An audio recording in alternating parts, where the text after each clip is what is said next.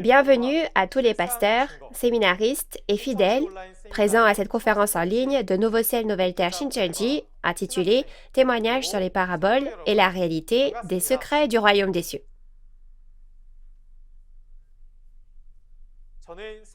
Je suis Chano Kwak et je serai votre présentateur aujourd'hui. Nous avons appris la vraie signification de la lumière, la lampe, l'aveugle, le sourd et l'habit de noces en parabole la dernière fois.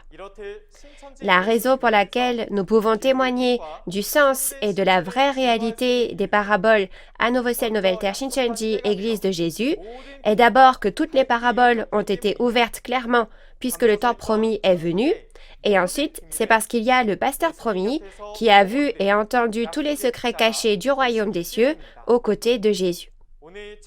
Aujourd'hui, j'espère qu'au cours de ce temps, vous pourrez vérifier le sens et l'accomplissement physique des paraboles, qui est la clé du secret du royaume des cieux, et acquérir une précieuse réalisation. Alors d'abord, prions avec le même cœur.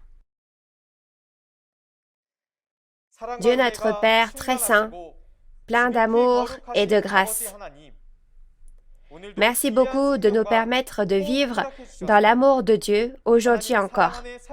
En particulier, veuillez remplir de beaucoup de grâce et d'amour les précieux enfants de Dieu qui assistent à cette conférence en ligne de Nouveau Ciel Nouvelle Terre Shincheonji, témoignages sur les paraboles et la réalité des secrets du royaume des cieux. S'il vous plaît, en ce temps, ouvrez les yeux et les oreilles de tous les membres de la famille de la foi qui reçoivent ce témoignage pour qu'ils puissent voir et entendre la Bible et donnez-leur plus de réalisation. Guidez-les afin qu'ils puissent entrer dans la Bible et devenir de vrais croyants qui ne font qu'un avec Dieu, Jésus et la vérité. S'il vous plaît, guidez l'instructeur qui témoigne et guidez-nous du début à la fin afin que ce soit un temps précieux débordant de grâce et de gratitude, à la fois pour celui qui délivre la parole, comme pour ceux qui la reçoivent. Nous rendons gloire à Dieu pour tout et avons prié au nom de Jésus, qui a expié nos péchés. Amen.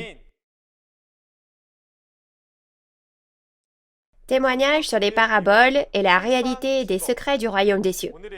Aujourd'hui, nous allons voir la leçon numéro 9, le trésor et le riche en parabole. Nous allons accueillir l'instructeur Jaewon Ho de la tribu de Matthieu qui nous parlera du trésor et du riche en parabole. Bonjour et bienvenue à tous les pasteurs, séminaristes et fidèles du monde entier qui aiment Dieu et Jésus et qui espèrent aller au royaume des cieux et avoir la vie éternelle. Je suis Jaewon Ho, un instructeur du centre, et j'ai appris du chef de la tribu de Matthieu, une des 12 tribus de Nouveau Ciel Nouvelle Terre Shincheonji.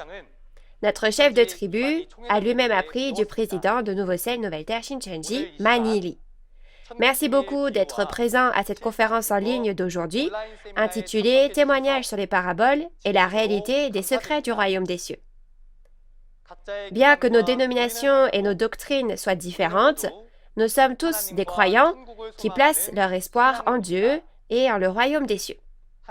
Puisque Dieu est la parole, j'espère que ce sera un moment béni pour rencontrer Dieu à travers la parole. J'espère que cette conférence sera pour vous un moment précieux pour comprendre le vrai sens et la réalité des paraboles du royaume des cieux dont Jésus a parlé. Le titre de la parole que nous examinerons aujourd'hui est le trésor et le riche en parabole. Je pense que les pasteurs connaissent également cette parole. Mais j'apprécierais que vous écoutiez encore une fois ce que je vais expliquer concernant ces choses aujourd'hui. J'espère que vous deviendrez le peuple du royaume des cieux qui entendra clairement le vrai sens de la parabole du trésor et du riche dont parle la Bible et le gravera dans son cœur.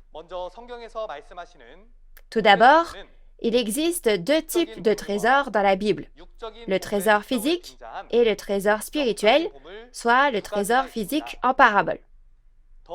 De plus, puisqu'une personne qui a beaucoup de richesses, de trésors, est riche, il existe deux types de personnes riches, le riche physique et le riche spirituel, soit le riche physique en parabole. Cher pasteur, que pensiez-vous de ces choses avant? Dans les 4 évangiles et l'Apocalypse, Jésus a parlé en parabole et en secret selon la volonté de la parole de Dieu. Nous ne devons donc pas le prendre au pied de la lettre, mais comprendre le vrai sens des paraboles cachées à l'intérieur. Aujourd'hui, je vais vous parler de la véritable signification du trésor et du riche en parabole. La véritable signification du trésor spirituel est la parole. Et le vrai sens du riche spirituel est une personne qui a beaucoup de paroles. Voyons donc d'où viennent ces véritables significations à travers les paroles de la Bible, une par une. Lisons tous ensemble le verset concernant cette parabole, Apocalypse 3, 17 à 18. Parce que tu dis, je suis riche, je me suis enrichi, et je n'ai besoin de rien. Et parce que tu ne sais pas que tu es malheureux, misérable, pauvre, aveugle et nu, je te conseille d'acheter de moi de l'or éprouvé par le feu, afin que tu deviennes riche, et des vêtements blancs, afin que tu sois vêtu, et que la honte de ta nudité ne paraisse pas, et un collier pour oindre tes yeux, afin que tu vois. Vous avez bien lu? En lisant les paroles de la référence principale, on voit que l'ange, c'est-à-dire le messager de l'église de Laodicée, un des messagers de cette église de la référence, a dit « Je suis riche et je n'ai besoin de rien ». Alors, puisque ce messager se dit riche, quel genre de riche est-il? Oui, il est soi-disant riche, n'est-ce pas? Mais l'important est que le messager de l'église de Laodicée que Jésus voit n'est pas riche, mais pauvre. Et il lui dit, achète de l'or éprouvé par le feu afin que tu deviennes riche. Si le messager de Laodicée avait réellement été pauvre, aveugle et nu, il aurait forcément su qu'il était pauvre, aveugle et nu. Ce verset ne fait donc pas référence à un riche physique, mais au riche spirituel, le riche en parabole dans les prophéties. L'or nécessaire pour être le riche dont parle Jésus est donc aussi de l'or spirituel. Puisque l'or spirituel est un trésor, jetons un coup d'œil au trésor en parabole. Afin de comprendre la véritable signification du trésor en parabole, nous allons nous intéresser aux caractéristiques du trésor physique. Les caractéristiques du trésor physique sont utilisées pour parler du trésor spirituel en parabole, qui est le secret du royaume des cieux. Donc, si l'on connaît les caractéristiques du trésor physique, on peut facilement comprendre le véritable sens du trésor spirituel. Chers auditeurs, si je vous dis trésor, à quoi pensez-vous? À diverses pierres précieuses, telles que l'or, l'argent et le saphir, n'est-ce pas? Quelles sont les caractéristiques de ces trésors physiques? C'est précieux et ça a de la valeur, n'est-ce pas? La raison en est qu'ils ne changent pas d'apparence au fil du temps. Et comme tout le monde ne peut pas les avoir facilement, leur valeur est forcément grande. Dans la Bible, ces trésors sont décrits de plusieurs façons. Les types de trésors physiques dans la Bible comprennent l'or, l'argent, les perles, etc. Nous les qualifierons de trésors de manière générale. Jusqu'à présent, lorsque nous pensions aux trésors, nous ne pensions qu'aux trésors physiques. Mais lorsqu'il s'agit de trésors dans la Bible, nous devons penser à la fois aux trésors physiques et aux trésors spirituels, soit le trésor physique au sens figuré. Ensuite, lisons la parole de Proverbe 25, 11 à 12. Comme des pommes d'or sur des ciselures d'argent, ainsi est une parole dite à propos. Comme un anneau d'or et une parure d'or fin, ainsi pour une oreille docile est le sage qui réprimande. Oui, vous avez bien lu. Il est dit que la parole dite à propos est comme des pommes d'or sur des ciselures d'argent, et que la réprimande du sage est comme un anneau d'or et une parure d'or fin pour ceux qui l'écoutent et la suivent. Cela ne fait pas référence à l'or physique réel, mais le trésor qu'est l'or ici sert à désigner la parole par comparaison. La parole dite à propos et la réprimande du sage se réfèrent toutes deux à la parole de Dieu qui ne change pas comme l'or. Comme c'est une parole très précieuse et qui ne change pas, cette parole est semblable à de l'or. Les paroles des hommes peuvent changer, mais la parole de vérité de Dieu, elle, ne change jamais comme l'or. Si on regarde ensuite les paroles du psaume 12, versets 6 ou 7 en fonction des versions, regardant le trésor, il est dit que les paroles de l'Éternel sont des paroles pures, comme de l'argent éprouvé sur terre au creuset et 7 fois épuré. Être pur signifie être propre et sans mélange. La parole de Dieu est donc pure et sans mélange. C'est pourquoi il est dit que c'est comme de l'argent éprouvé sur terre au creuset et 7 fois épuré.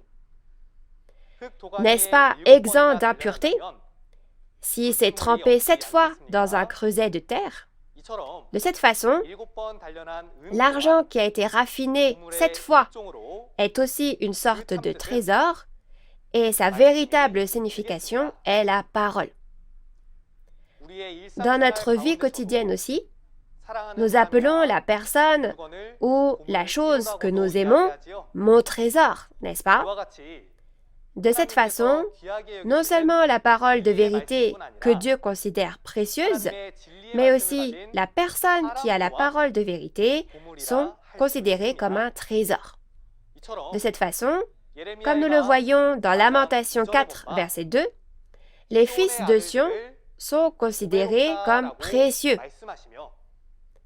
Et la valeur de ces précieux fils de Sion est égale à celle de l'or fin. Qui sont les fils de Sion dont on parle ici? Cela fait référence au peuple de Dieu et non aux païens.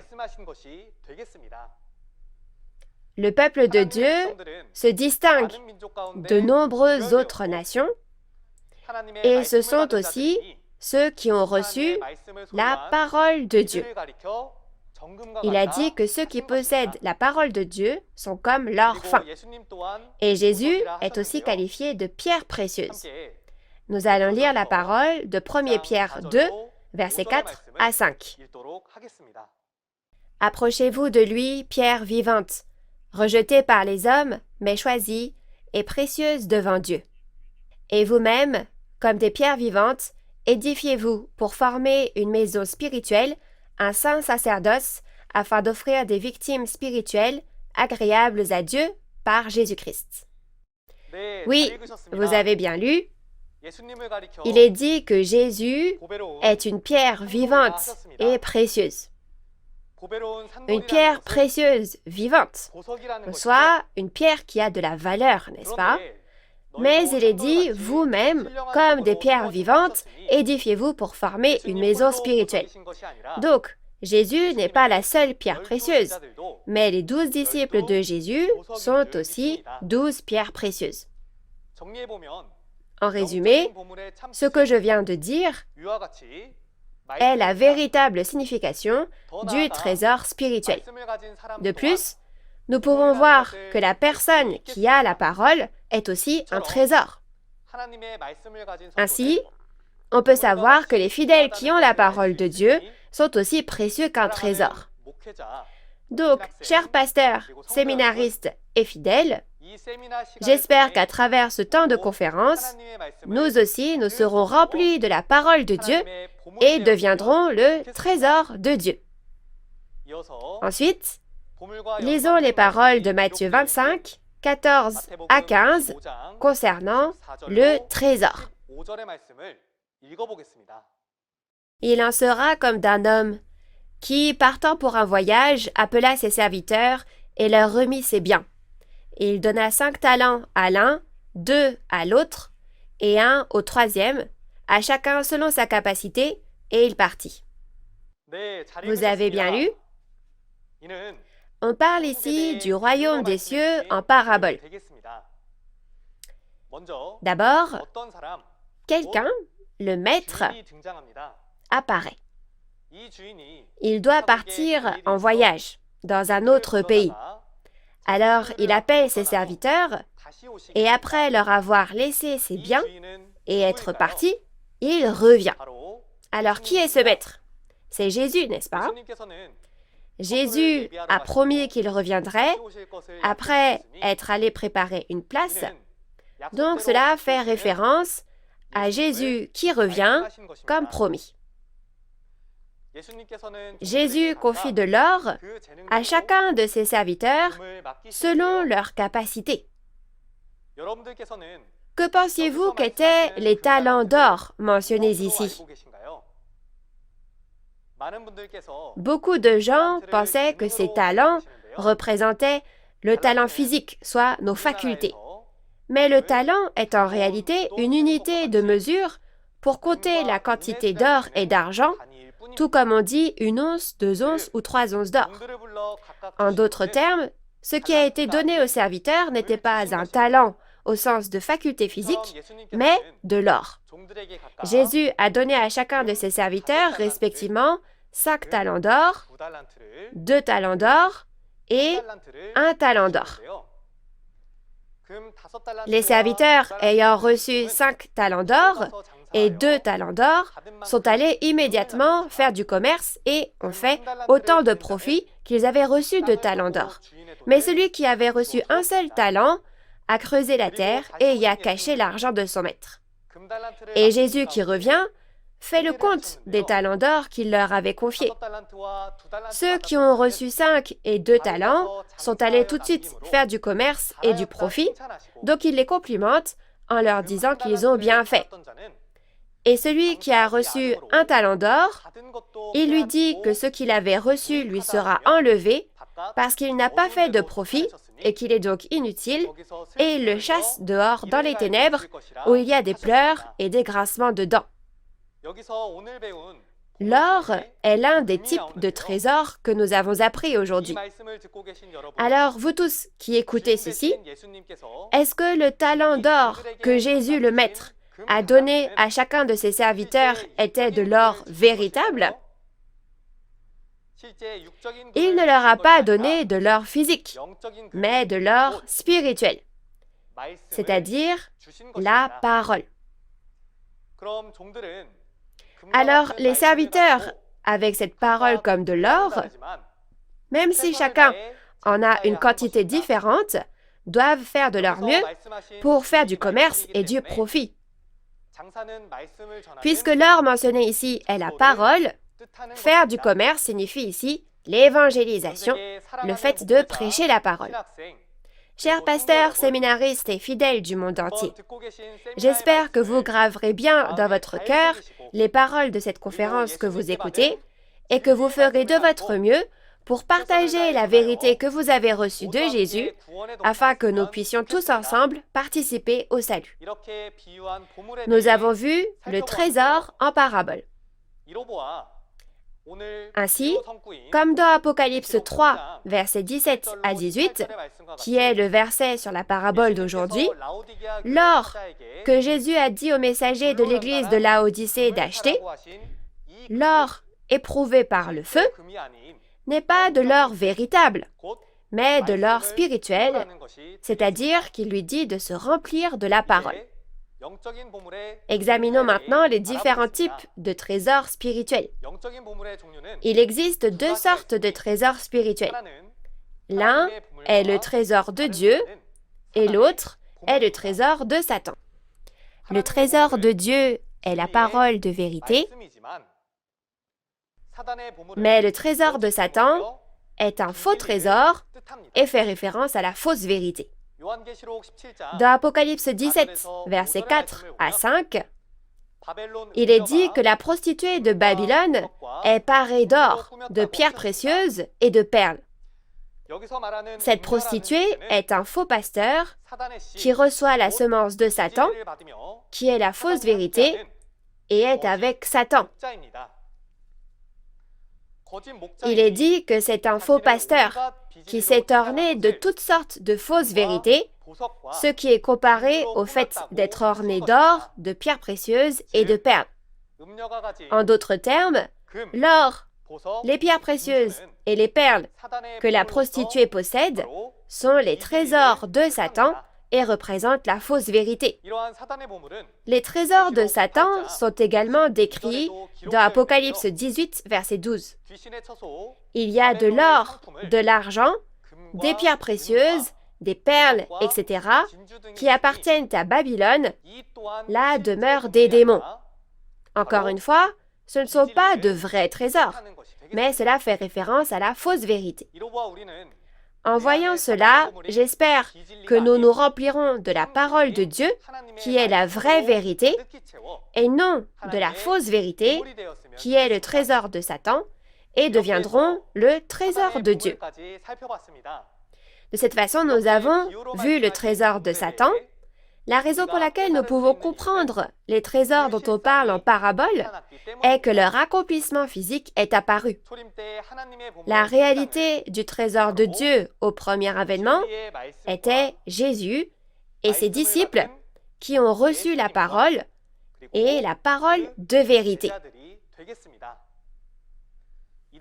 Parce que ce sont ceux qui possèdent la parole de Dieu, ils sont comme un trésor aux yeux de Dieu. Est-ce que vous tous qui écoutez cette conférence aviez les trésors de Dieu ou aviez-vous les trésors de Satan? Comme nous l'avons vu à travers la parole, seuls ceux qui ont les trésors de Dieu iront au royaume des cieux. Mais avez-vous déjà entendu parler du fait que ce royaume des cieux que nous espérons est composé de trésors? Si vous espérez vraiment aller au royaume des cieux, vous devez bien réaliser ces choses, n'est-ce pas? Puisque nous regardons les trésors aujourd'hui, nous examinerons également le royaume des cieux du monde spirituel composé de trésors. Le royaume des cieux dans le monde spirituel où Dieu réside est composé de trésors. Dans Apocalypse 21, ces choses sont bien décrites. Cependant, la réalité est que beaucoup de gens comprennent à tort qu'il s'agit d'un trésor physique. Chers auditeurs, avez-vous été au royaume des cieux? Ou avez-vous déjà entendu un témoignage concernant le royaume des cieux? Nous devons comprendre le sens précis de ce que Dieu dit à travers la Bible, pas les paroles des hommes. Lisons ensemble les paroles d'Apocalypse 21, versets 10 à 14. Et il me transporta en esprit sur une grande et haute montagne. Et il me montra la ville sainte, Jérusalem, qui descendait du ciel d'auprès de Dieu, ayant la gloire de Dieu. Son éclat était semblable à celui d'une pierre très précieuse, d'une pierre de jaspe transparente comme du cristal. Elle avait une grande et haute muraille, elle avait 12 portes, et sur les portes 12 anges, et des noms écrits, ceux des 12 tribus des fils d'Israël. À l'Orient 3 portes, au Nord 3 portes, au Midi 3 portes, et à l'Occident 3 portes. La muraille de la ville avait 12 fondements, et sur eux les 12 noms des 12 apôtres de l'agneau. Vous avez bien lu? La ville sainte, la Nouvelle Jérusalem, est le royaume des cieux du monde spirituel. L'apôtre Jean, guidé par le Saint-Esprit, voit le royaume des cieux dans le monde spirituel. Et en le regardant, il y a 12 portes de perles et 12 pierres de fondation, c'est-à-dire 12 pierres précieuses. Cela fait référence aux 12 disciples de Jésus. Et il y a une ville faite d'or pur et une place, un chemin, fait d'or pur, ce qui signifie les paroles immuables et précieuses de la vérité. Et cette ville sainte, la Nouvelle Jérusalem, viendra sur le nouveau ciel et la nouvelle terre, soit Shincheonji, comme dans Apocalypse 21, versets 1 à 2. Chers auditeurs, si la ville sainte, la Nouvelle Jérusalem, le royaume des cieux du monde spirituel, était faite de véritables trésors physiques, ne l'aurions-nous pas déjà découverte avec la technologie moderne, avec la science et la technologie de pointe la plus évoluée de l'histoire de l'humanité que nous avons aujourd'hui? On aurait déjà dû l'avoir trouvée, n'est-ce pas? Par conséquent, la ville sainte, la Nouvelle Jérusalem, qui est le royaume des cieux du monde spirituel dont on parle dans la Bible, n'est pas constituée de trésors physiques. La ville sainte, la Nouvelle Jérusalem, est le royaume des cieux du monde spirituel, composé de trésors. C'est l'organisation du royaume des cieux, composée de la parole de vérité et de ceux qui ont réalisé la parole de vérité. La parole est le trésor spirituel, et les esprits qui ont réalisé la parole sont aussi des trésors spirituels. C'est ainsi que le royaume des cieux du monde spirituel est constitué de ces trésors spirituels. Puisque le monde spirituel, c'est-à-dire le ciel, est ainsi constitué de ces trésors, alors comme nous le confessons dans le Notre Père, sur terre également, il doit y avoir un endroit constitué des mêmes pierres précieuses, n'est-ce pas? Dans Matthieu 6, verset 10, il est dit que ta volonté soit faite sur la terre comme au ciel. Ce qui est accompli dans le ciel, c'est le royaume des cieux dans le monde spirituel. Et la terre fait référence au royaume des cieux dans le monde physique. Comme nous l'avons vu dans Apocalypse 21, le royaume des cieux dans le monde spirituel est composé de trésors spirituels. Et il y avait principalement 12 portes de perles et 12 pierres de fondation. Si c'est ainsi que cela a été fait au ciel, donc cela doit être fait de la même manière sur terre également. De la même façon, ce qui est réalisé sur cette terre, c'est le royaume des cieux physique, et le royaume des cieux physique est également composé de trésors spirituels. En d'autres termes, le royaume des cieux sur terre est l'organisation du royaume des cieux, composée de la parole de vérité et de ceux qui possèdent la parole de vérité, et il doit forcément y avoir 12 pierres précieuses et 12 tribus. Ce n'est qu'alors que cela devient l'organisation du royaume des cieux sur terre, telle qu'elle a été promise au ciel. Chers auditeurs, Nouveau ciel, nouvelle terre, Shincheonji, est composé de la parole de vérité et de personnes qui ont réalisé la parole de vérité selon ces paroles, et il y a 12 tribus. C'est l'accomplissement physique qui a été créé sur cette terre selon Apocalypse 21. J'espère qu'avec le sens de ces paraboles, vous réaliserez aussi clairement leur accomplissement physique et deviendrez les réalités du trésor que Dieu reconnaît. Ensuite, regardons la parabole du riche spirituel. Le vrai sens de la parabole du riche est un homme qui a beaucoup de paroles. Alors, pourquoi un homme qui a beaucoup de paroles est-il comparé à un riche? Pour comprendre cela, regardons les caractéristiques du riche physique. Quel genre de personne est une personne riche? Ceux qui ont beaucoup de richesses, telles que l'or, l'argent et les pierres précieuses, sont riches. Le riche a le genre de vie que tout le monde veut avoir. Donc si nous regardons les types de personnes riches dans la Bible, nous pouvons les diviser en deux types, les riches physiques et les riches spirituels. Les riches sont divisés en deux catégories, donc il y a aussi deux types de trésors que les riches possèdent, les trésors physiques et les trésors spirituels. Il y a ceux qui sont physiquement riches, qui ont de nombreux trésors physiques, et ceux qui sont spirituellement riches, qui ont de nombreux trésors spirituels. D'abord, regardons les gens physiquement riches mentionnés dans la Bible. Jetons un coup d'œil à ce que Dieu a dit à propos des riches physiques et des riches spirituels dans la Bible, et si les riches peuvent aller au royaume des cieux, et quel riche est le riche qui va au royaume des cieux, et quel riche est celui qui va en enfer. Tout d'abord, les riches physiques. Comme nous l'avons vu dans Matthieu 6, verset 24, Jésus a dit « Nul ne peut servir deux maîtres ». Les deux maîtres ici sont respectivement Dieu et l'argent. Il est dit qu'on ne peut pas servir Dieu et l'argent en même temps. La même chose est également dite par l'intermédiaire de l'apôtre Paul. Dans 1 Timothée 6, verset 10, il est dit que l'amour de l'argent est la racine de tous les maux. C'est pourquoi ceux qui aiment l'argent sont trompés et s'égarent de la foi et finissent par beaucoup s'inquiéter et s'infligent eux-mêmes des tourments. Si vous aimez l'argent, vous n'aurez d'autre choix que d'abandonner Dieu et vous n'aurez d'autre choix que de renoncer à la foi, n'est-ce pas?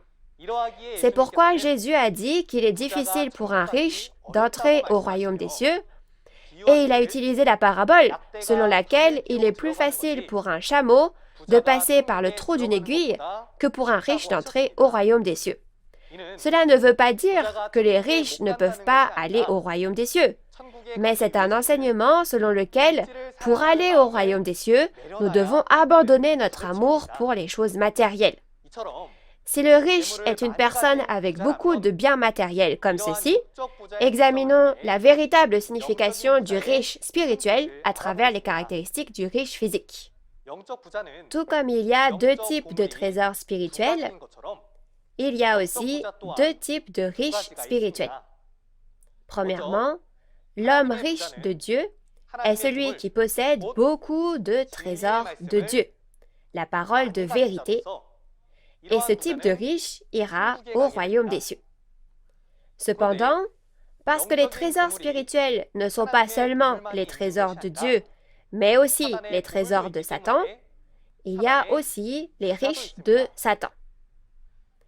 Si le trésor de Dieu est la parole de vérité de Dieu, le trésor de Satan est la fausse vérité.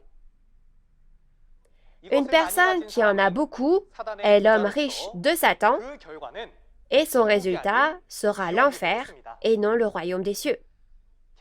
Dans Apocalypse 6, verset 15, il est dit que les rois de la terre, les grands, les chefs militaires, les riches, les puissants, tous les esclaves et les hommes libres se cachèrent dans les cavernes et dans les rochers des montagnes. Ce sont les gens qui seront jugés par Dieu et Jésus. Et ils se sont cachés dans des cavernes et entre les rochers des montagnes pour éviter ce jugement. Ici, les riches ne se réfèrent pas aux riches physiques, mais à ceux qui ont beaucoup de choses, c'est-à-dire beaucoup de trésors de Satan, la fausse vérité. Le résultat de ces gens est qu'ils seront jugés et iront en enfer. De cette façon, nous avons regardé aussi l'homme riche de Satan. Ainsi, comme vous avez pu le voir précédemment, l'homme riche en parabole est apparu dans la réalité.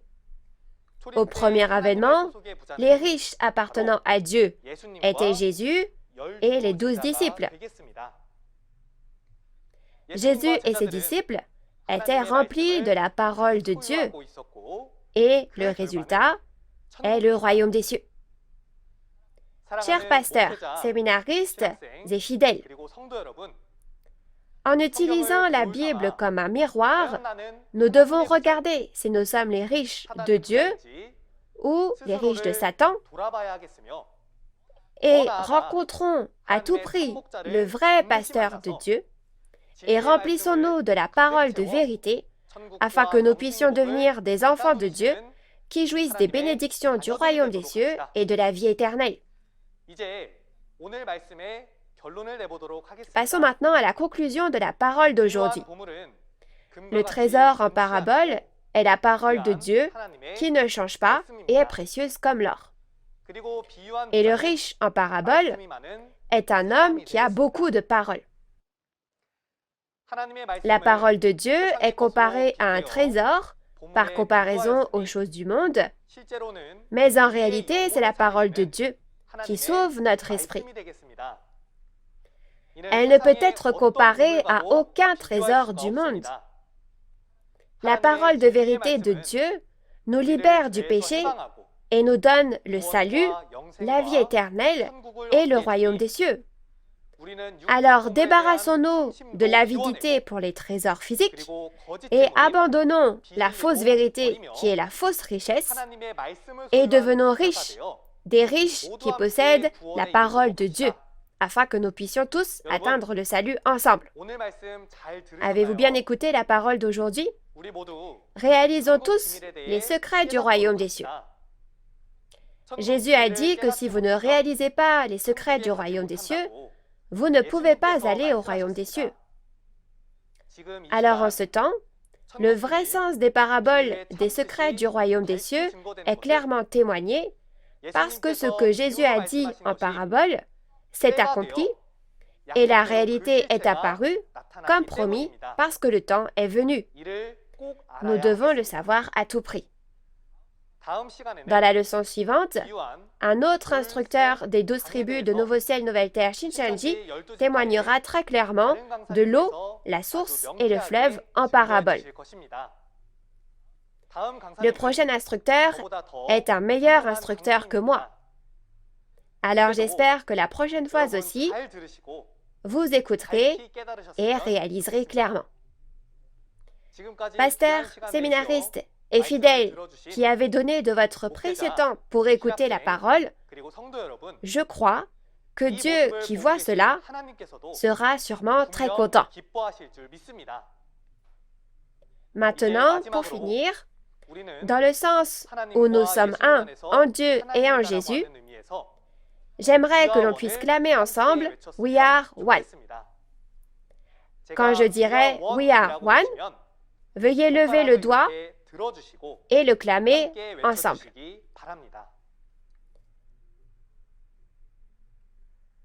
Nous sommes un en Dieu et en Jésus. We are one. Nous sommes un. Nous allons tous prier Dieu avec le même cœur. Dieu le Créateur, notre Père, qui est le grand Seigneur du ciel et de la terre, envers qui nous sommes reconnaissants. Nous vous rendons une grâce et une gloire infinie pour la grâce que vous nous avez accordée aujourd'hui de nous donner une vie si précieuse et aussi pour nous permettre d'entendre les précieuses paroles de Dieu le Père. Accordez la grâce et la réalisation à nos bien-aimés pasteurs, séminaristes et à tous les fidèles, afin que nous puissions pleinement réaliser ces paroles et graver les secrets du royaume des cieux de Dieu, la parole de l'Apocalypse dans nos cœurs, et afin que nous puissions naître de nouveau en tant que précieux enfants de Dieu. S'il vous plaît, guidez-nous pour que le monde où règne Dieu le Père puisse venir le plus tôt possible. Dieu notre Père, nous croyons que toutes choses sont en train d'être renouvelées. Dans un tel temps, Dieu le Père seul soyez glorifié. Et s'il vous plaît, soyez avec nous, afin que toute l'humanité dans le monde puisse vraiment vivre avec Dieu le Père pour l'éternité.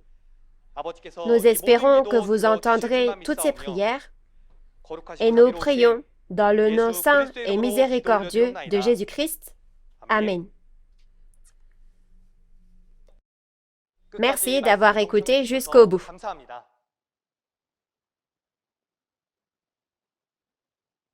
À moins que vous ne naissiez d'eau et d'Esprit Saint, Jésus dit que vous ne pouvez pas entrer au royaume des cieux, le royaume de Dieu, le royaume des cieux. Alors, pour entrer au royaume des cieux, vous devez d'abord savoir ce qu'est cette eau, n'est-ce pas? Il est dit que ceux qui boivent l'eau que Jésus donne n'auront plus jamais soif et qu'une source d'eau qui donne la vie éternelle jaillira de leur sein. Comme vous pouvez le voir dans la vidéo, une conférence aura lieu lundi prochain sur le thème de l'eau, la source et le fleuve en parabole. L'heure sera la même qu'aujourd'hui, à 10h du matin, alors j'espère que vous et moi allons tous être en mesure d'entrer dans le royaume des cieux désiré en y assistant. Les conférences en ligne de Nouveau Ciel, Nouvelle Terre, Shincheonji, témoignages sur les paraboles et la réalité des secrets du royaume des cieux sont diffusés simultanément en 24 langues à travers le monde via la chaîne YouTube officielle de Nouveau Ciel, Nouvelle Terre, Shincheonji. Les conférences sur l'Apocalypse qui se sont tenues jusqu'en décembre dernier ont déjà suscité beaucoup d'intérêt de la part de nombreux pasteurs et écoles de théologie du monde entier. Ils ont signé un protocole d'entente avec Nouveau Ciel, Nouvelle Terre, Shincheonji, Église de Jésus, et nous sommes en train de devenir un. Nouveau Ciel, Nouvelle Terre, Shincheonji, Église de Jésus est ouverte à tous ceux qui aspirent à la parole. En plus des paroles que vous avez entendues aujourd'hui, si vous avez d'autres questions ou demandes de renseignements sur Nouveau Ciel, Nouvelle Terre, Shincheonji, Église de Jésus et sa doctrine, veuillez nous contacter au numéro représentant indiqué à l'écran. Nous vous informerons en détail et avec amabilité. Avec la prière que le Seigneur nous a enseignée, nous allons clôturer cette conférence en ligne de Nouveau Ciel, Nouvelle Terre, Shincheonji aujourd'hui. Nous allons faire le Notre Père. Notre Père, qui es aux cieux, que ton nom soit sanctifié, que ton règne vienne, que ta volonté soit faite sur la terre comme au ciel. Donne-nous aujourd'hui notre pain de ce jour. Pardonne-nous nos offenses, comme nous pardonnons aussi à ceux qui nous ont offensés. Et ne nous laisse pas entrer en tentation, mais délivre-nous du mal, car c'est à toi qu'appartiennent le règne, la puissance et la gloire pour les siècles des siècles. Amen. Je remercie sincèrement la famille de Dieu d'avoir été avec nous.